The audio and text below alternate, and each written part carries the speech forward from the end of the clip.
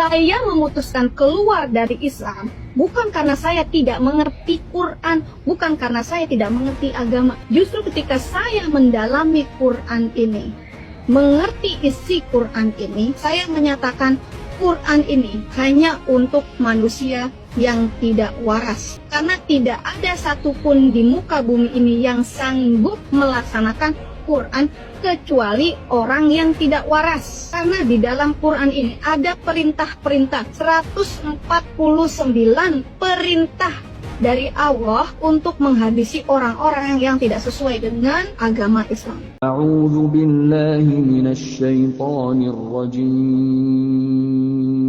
Bismillahirrahmanirrahim. Bismillahirrahmanirrahim. Assalamualaikum warahmatullahi wabarakatuh. Alhamdulillahirabbil alamin. Wassalatu wassalamu ala asyrafil anbiya'i wal mursalin wa ala alihi washabihi rasulillahi ajma'in. Rabbi shrah li sadri wa yassir li amri wa hlul 'uqdatam min lisani yafqahu qawli. Alhamdulillah, puji syukur kita ucapkan kehadirat Allah Subhanahu wa taala yang sampai hari ini Allah masih memberikan kesehatan kepada kita semua. Salawat dan salam kepada Nabi Allah Muhammad sallallahu alaihi wasallam.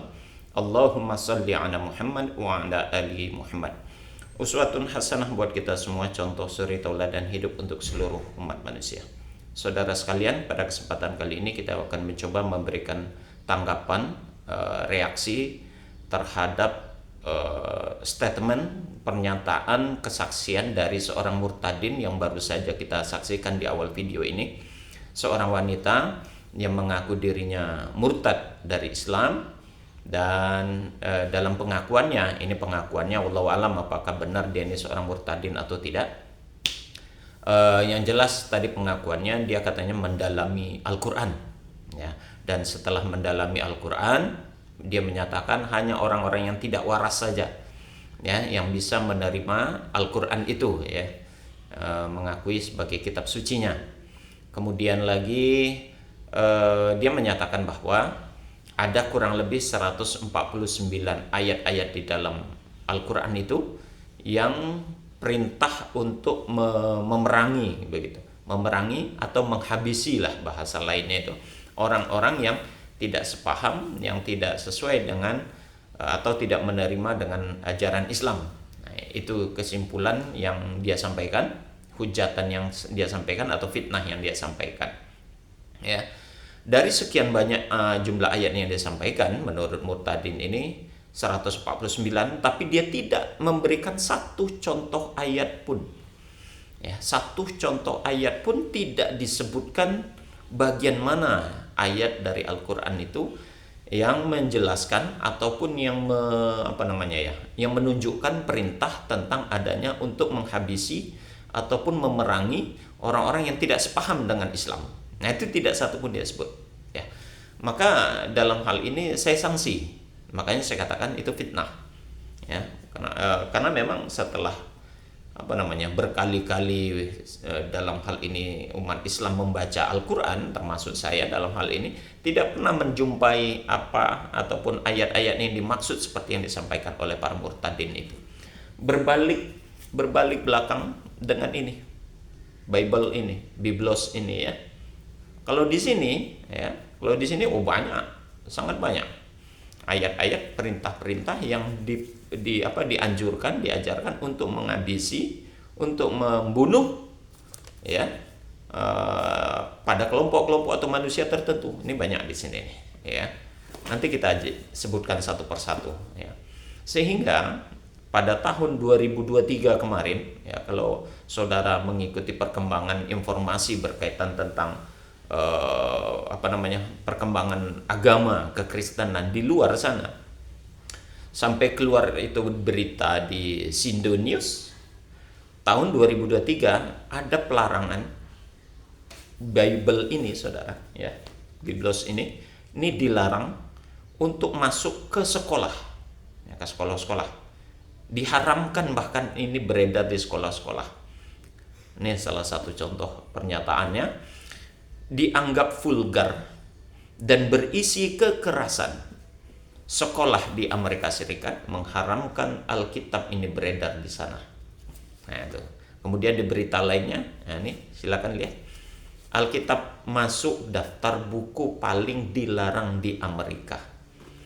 Alkitab masuk daftar buku yang paling dilarang di Amerika, negara yang notabene seperti yang kita ketahui, negara yang begitu sekuler, liberal, negara yang bebas, ternyata tidak memberikan kebebasan terhadap Bible ini sendiri, Biblos ini untuk berkembang, untuk beredar di sana.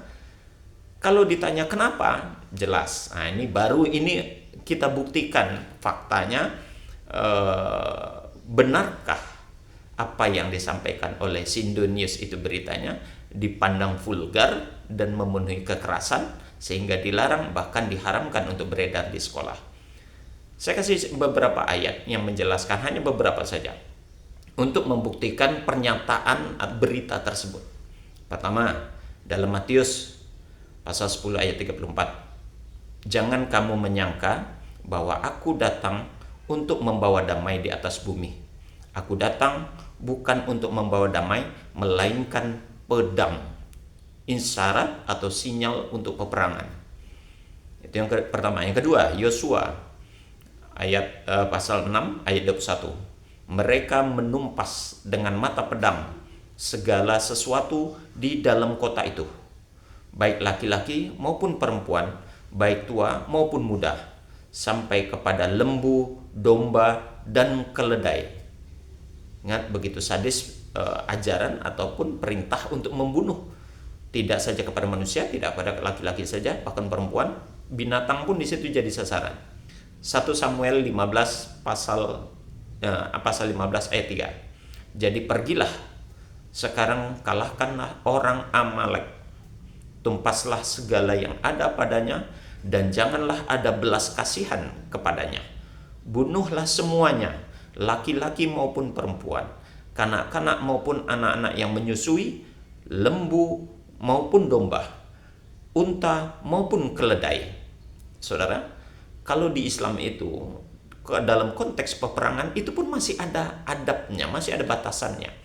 Dilarang membunuh orang tua, dilarang membunuh wanita, dilarang membunuh anak-anak, dilarang membunuh binatang, dilarang membunuh atau merusak tanam-tanaman. Masih ada batasannya. Kalau kita lihat di dalam 1 Samuel pasal 15 ayat 3 ini, semuanya, bahkan balita yang menyusui, ya, anak kecil, domba, keledai, semua baik manusia, baik laki-laki maupun perempuan, dibunuh.